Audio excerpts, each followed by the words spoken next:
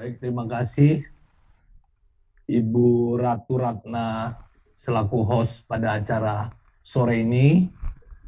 Yang kami hormati Prof. Muhyiddin selaku Wakil Ketua MUI. Yang kami hormati Pak Anies Mata selaku Ketua Partai Gelora. Dan Pak Reza Indragiri, kriminologi. Kami ingin menyampaikan kronologis peristiwa yang terjadi dan tentunya menyampaikan tentang hadirnya negara dalam hal ini Polri dalam hal menciptakan situasi aman dan juga melakukan penegakan hukum terhadap peristiwa-peristiwa yang terjadi di Indonesia. Kita khususkan kepada kasus yang saat ini temanya adalah kekerasan terhadap pemuka agama. Kami menyampaikan fakta ya. Kami ingin menyampaikan fakta saja. Pertama adalah peristiwa pembunuhan. Pembunuhan yang terjadi di daerah Tangerang. Yang pelakunya telah berhasil ditangkap oleh aparat kepolisian. Ya, ini menunjukkan polisi hadir ya dalam hal penegakan hukum ketika menerima laporan kasus tersebut dengan cepat kita merespon dan melakukan penyelidikan juga penyidikan sehingga para pelakunya berhasil diungkap. Yang kami sampaikan pertama adalah peristiwa yang terjadi di daerah Tangerang itu sebenarnya adalah kasus pembunuhan yang telah direncanakan. Saya ulangi, ini adalah kasus pembunuhan yang telah direncanakan dengan motif dendam. Artinya pelaku dalam hal ini terhadap korban itu mengetahui posisi korban dan benar-benar direncanakan. Kenapa direncanakan? Pertama, karena istri dari pelaku telah berbuat zina terhadap korban penembakan tersebut. Saya mohon maaf tidak menyampaikan yang bersangkutan dalam hal ini Ustadz, karena yang bersangkutan pekerjaannya adalah paranormal. Yang bersangkutan saya sebut inisial A adalah pekerja paranormal. Saya ulangi, paranormal. Yang bekerjanya mengobati masyarakat secara non-medis. Jadi pada tahun 2010 peristiwanya diawali tersangka mengetahui bahwa istrinya telah berbuat zina, ya, perbuatan yang sangat dibenci oleh Allah, berbuat zina dengan korban penembakan. Kemudian ketika diketahui pelaku penembakan ini mengancam untuk menceraikannya sehingga istrinya mencoba bunuh diri dengan minum racun. Akhirnya dengan pertemuan keluarga mereka berdamai dengan berjanji tidak lagi mengulangi. Kemudian di perjalanan perbuatan itu terulang. Kemudian yang bersangkutan ini adalah si tersangka pelaku pembunuhan bersama istrinya pada tahun 2019 melaksanakan ibadah haji. Pada saat melaksanakan ibadah haji di depan Ka'bah, pelaku mengambil Al-Quran untuk meminta istrinya bersumpah bahwa kamu telah berzina atau tidak. Nah, karena istrinya takut pada Allah, dia di depan Ka'bah dia mengakui dia telah berbuat zina terhadap korban penembakan ini. Ya, saudara A, korban penembakan ini. Kembalilah ke tanah air. Di tahun 2020, kakak si tersangka sakit-sakitan di mana istrinya, istri dari kakak tersangka juga telah berselingkuh dengan si A. Jadi pembunuhan berencanakan ini sudah direncanakan sejak setahun yang lalu oleh si tersangka, namun dia belum memilih orang yang tepat.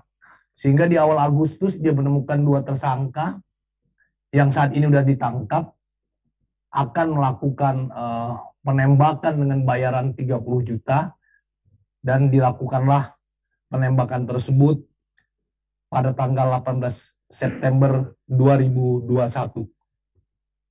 Jadi saya sampaikan kasus ini motifnya adalah dendam terhadap korban penembakan yang motifnya adalah si tersangka sakit hati di mana istrinya dijinahi dan kakak kandungnya meninggal dunia stres karena istrinya juga berselingkuh dengan korban penembakan. Sekali lagi Pak Kiai, Pak Anies, kami menyampaikan fakta. Inilah peristiwa yang terjadi di Tangerang, ya. Kami tidak menyampaikan ini Ustadz karena memang sehari-hari yang bersangkutan adalah memang benar pengurus majelis taklim, tapi sehari-hari yang bersangkutan bekerja paranormal. Kemudian yang kedua, Pak Kiai, Pak Anies, dan Ibu Ratu, kami sampaikan kasus yang terjadi di Batam. Kami sekali lagi ingin menyampaikan fakta. Peristiwa yang terjadi di Batam pada tanggal 20 September pukul 11 yang dilakukan di Masjid Baitus Sakur di Batu Ampar, Batam, di mana penceramah dalam hal ini Ustadz Abu Said Caniago. Kalau ini asli Ustadz, ya. Dilakukan oleh seseorang yang tadinya tidak dikenal. Ternyata setelah dia melakukan penganiayaan dengan menendang, setelah itu spontan jemaah langsung mengamankan pelaku dan menyerahkan ke Polres Batam atau Polres Barelang. Setelah ditelusuri, dilakukanlah pemeriksaan. Pada saat pemeriksaan yang bersangkutan tidak bisa berkata apa-apa, tidak respon terhadap pertanyaan yang diajukan kepada si pelaku atau tersangka. Maka Polri tentu menelusuri siapa yang bersangkutan. Ditanya nama pun tidak tahu, akhirnya setelah hasil penyelidikan kita menemukan yang bersangkutan adalah bernama Hamdan. Hamdan sendiri adalah seseorang yang bukan penduduk tetap di Kota Batam, melainkan penduduk yang berasal dari Kota Banda Aceh. Kita melakukan pemeriksaan terhadap keluarganya. Kita periksa saudara Nur Laila yang merupakan kakak kandung dari si tersangka, memberikan penjelasan bahwa yang bersangkutan mengidap penyakit jiwa. Tentu Polri tidak begitu saja untuk percaya. Tentu kita akan melakukan penelusuran. Setelah hasil penelusuran, ada rekam medis yang dikeluarkan atau ditunjukkan dari keluarga tersangka yang bersangkutan menjadi pasien di Rumah Sakit Jiwa Kota Banda Aceh. Jadi yang bersangkutan merupakan pasien Rumah Sakit Jiwa di Kota Banda Aceh, ya. Dan tentu kita meminta rekam medis tersebut.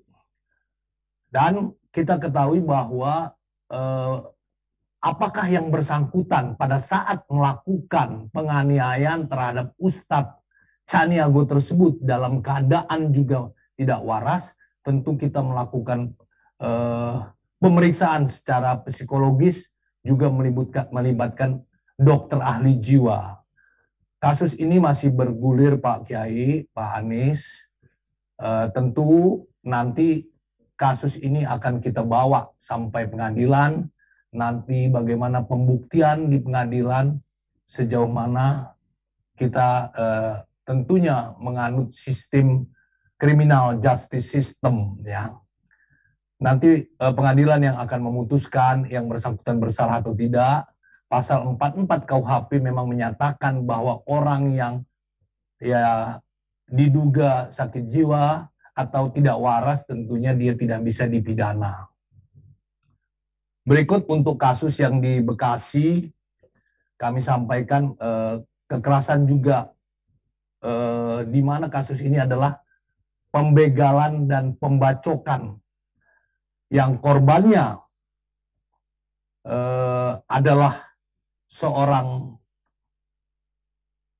ustadz ya, bernama Ustadz Jamiluddin ya, di mana ya, dan saat ini kami sampaikan tadi pagi pelakunya telah diamankan ya, kami belum tahu, masih dilakukan pemeriksaan apa motifnya.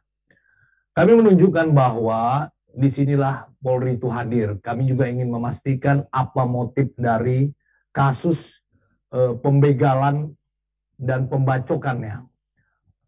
Informasi awal bahwa motif daripada pelaku adalah melakukan begal ya. Dia ingin merampas sepeda motor milik Ustadz Jamiluddin.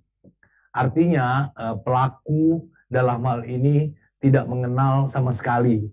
Dia memang tujuannya ingin merampas sepeda motor tersebut.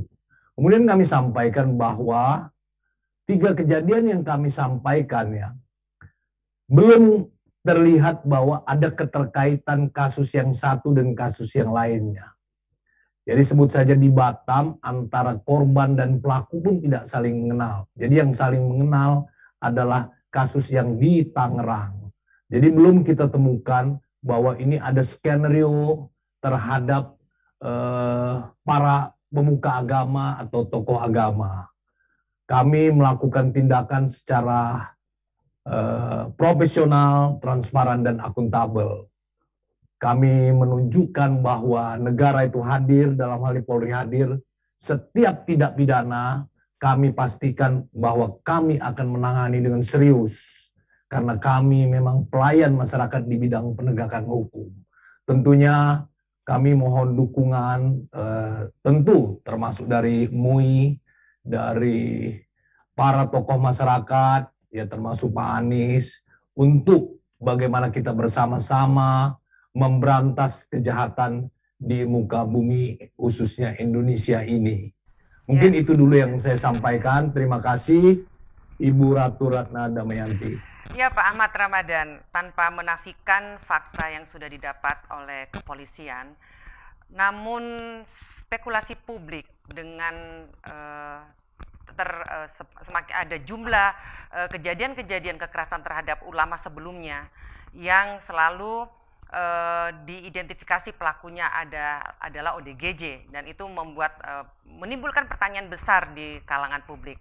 Jadi ketika muncul peristiwa yang aktual baru saja terjadi, hal itu sudah terlanjur memunculkan ketidakpercayaan begitu, Pak Ahmad Ramadan. Terima kasih Bu Ratu. Kami pahami dan kami bisa menerima pendapat-pendapat dari masyarakat tentang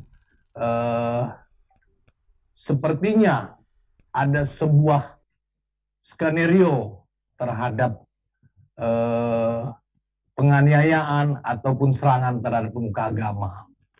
Tapi kami juga melihat dan kami juga mohon kepada masyarakat untuk tidak memprovokasi terhadap hal-hal ini ya. Ketika menyampaikan satu, mengkait-kaitkan, kemudian membuat sebuah penilaian seolah-olah itu menjadi penyerangan terhadap ulama tanpa memberikan fakta-fakta yang ya akurat ya, yang valid.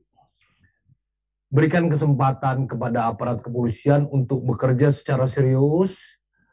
Bila mana ingin membantu aparat kepolisian ya, memberikan keterangan, tentu pihak kepolisian membuka tangan, membuka pintu lebar-lebar untuk memberikan informasi, untuk sama-sama kita menuntaskan kejahatan yang ada di Indonesia ini.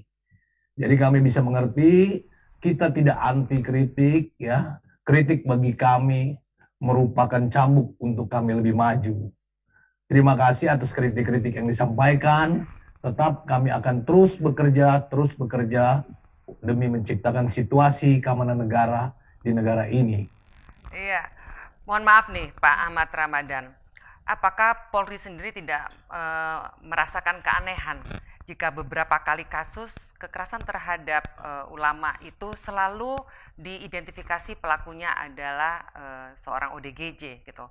Yang tadi sudah sempat disebutkan oleh Pak Kiai Muhyiddin, itu sangat tidak logis begitu, ada seorang ODGJ kemudian bisa menentukan sasarannya, dan apakah ini kebetulan selalu adalah ulama begitu. Nah, apakah pihak Polri sendiri tidak berpikir ini ada sebuah keanehan jika beberapa peristiwa selalu pelakunya tendensiusnya sama gitu, tendensinya sama?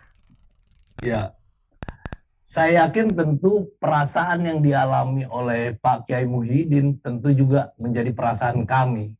Ya, khususnya kami juga ya semua juga, apalagi mayoritas kita juga Muslim ya. Tentu perasaan itu sama, tapi bicara penegakan hukum bukan bicara perasaan, tapi bicara dengan pembuktian ya. Jadi perasaan tersebut ya, ketika ada ulama, bukan Pak Kiai saja yang tersakiti. Mohon maaf Pak, saya pun tersakiti Pak ketika Islam itu disakiti ya. Mohon maaf, saya adalah cucunya Kiai Pak, ya kan gitu. Kebetulan saya jadi Polri Pak.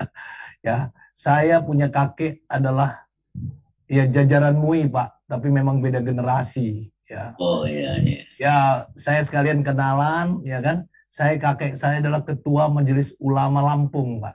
Oh. Kiai Haji Ahmad Sobir Pak. Sobir. Kalau bicara dari parpol dulu dari partai P3. Ya. Artinya ya kalau saya nggak polisi mungkin saya jadi kiai juga Pak. Namanya udah Ramadan. Saya sangat menjunjung tinggi para ulama Pak. Ya, karena saya juga punya keturunan ulama Pak. Sekali lagi Pak, perasaan yang dialami oleh Pak Kiai kami pun merasakan Pak. Namun sekali lagi Pak, hukum memerlukan pembuktian, bukan dengan perasaan. Kami akan berusaha memastikan, berusaha meyakinkan Polri tetap serius untuk melakukan penegakan hukum. Sekali lagi, kita terbuka tangan bila ada masyarakat yang memberikan petunjuk tentang kasus-kasus ini. Mungkin demikian Bu. Ya, Pak Ahmad Ramadan, memang kalau kita bicara soal hukum kita nggak bisa pakai perasaan Pak. Kita harus bicara soal fakta dan segala bukti ya Pak ya. Tetapi yang terjadi saat ini tentunya Polri juga tidak mengenyapingkan jika perasaan publik secara mayoritas itu sudah memunculkan sikap yang spekulatif terhadap semua statement yang disampaikan oleh pihak kepolisian Pak gitu. Dan dalam hal ini, dalam situasi kita sekarang sedang pandemi yang semuanya serba tertekan gitu, kemudian ada ancaman munculnya revolusi sosial, tentunya perasaan publik ini tidak bisa dikesampingkan Pak. Artinya pihak kepolisian harus benar-benar menghitung Pak, bahwa perasaan publik ini setidaknya bisa ditenangkan lewat ya tentunya kinerja Polri dalam hal ini menangani tentang beberapa kasus kekerasan terhadap ulama. Ya, tentunya kami meyakinkan tersebut dengan upaya-upaya yang kita lakukan. Upaya terakhir yang kita lakukan adalah penegakan hukum. Polri tidak hanya melakukan penegakan hukum, tapi Polri juga melakukan upaya-upaya preemptif, upaya-upaya pencegahan, dan upaya penegakan hukum adalah upaya terakhir, di mana upaya penegakan hukum juga tentunya upayanya untuk menciptakan situasi keamanan di negara ini. Jadi kami menyampaikan bahwa ketika kasus ini ada, salah satu meyakinkan masyarakat, kami ingin transparan apa sih yang terjadi. Terus terang, ketika kita tidak menyampaikan secara transparan, maka ada informasi-informasi liar ataupun berita-berita liar tentang peristiwa ini. Makanya saya sampaikan bahwa 3 kasus ini, yang pertama, yang sadis tentunya adalah pembunuhan. Pembunuhan tersebut itu bermotif dendam ya. Saya tidak sependapat ketika korban itu dibilang ulama atau dibilang ustadz, kalau melihat dari perilaku yang telah dilakukan ya. Tentunya perilaku-perilaku yang dilakukan oleh saudara A tidak mencerminkan seorang ustadz. Makanya saya sangat berat mengatakan dia seorang ustadz. Dan memang pekerjaannya 20 tahun merupakan paranormal. Itu yang terjadi di Tangerang ya. Dan motifnya ini adalah murni dendam. Dendamnya si tersangka karena disakiti. Seperti yang saya katakan tadi. Istrinya dijinahi, kemudian kakak iparnya pun juga diselingkuhi. Wajar dia dendam dan benar-benar direncanakan. Rencananya itu muncul di tahun 2020.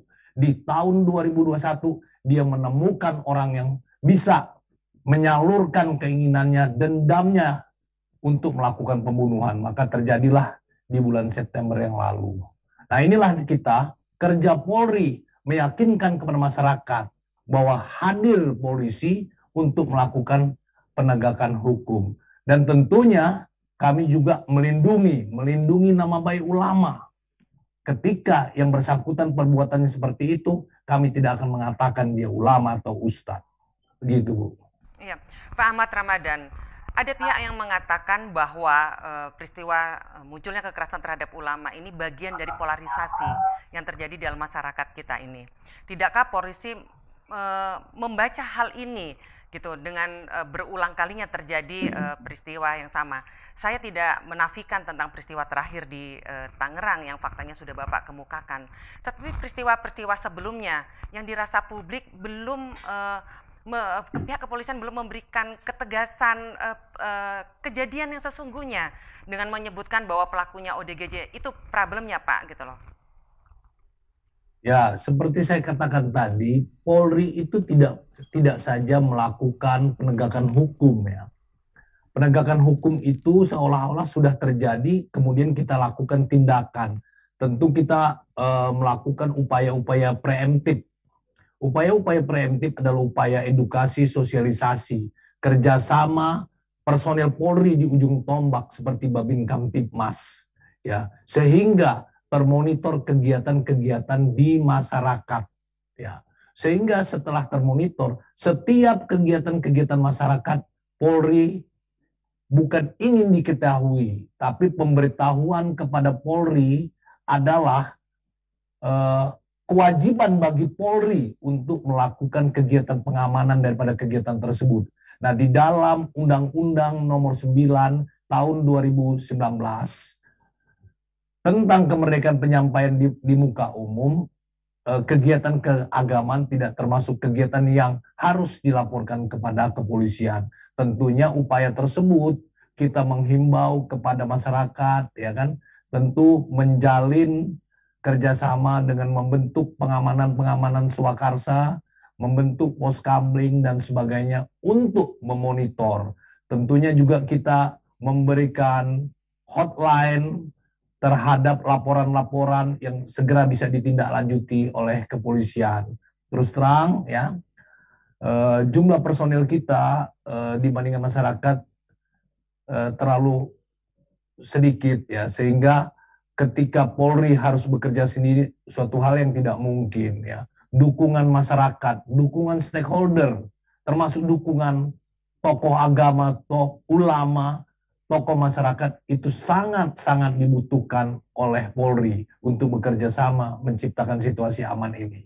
Ya. Kemudian untuk pendeteksian, Polri punya intelijen. Kita tentunya koordinasi dengan Badan Intelijen Nasional.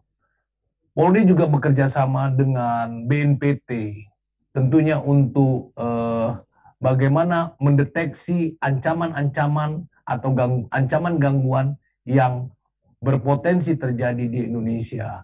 Maka kita segera melakukan tindakan-tindakan dengan upaya-upaya pencegahan tersebut. Demikian, Bu.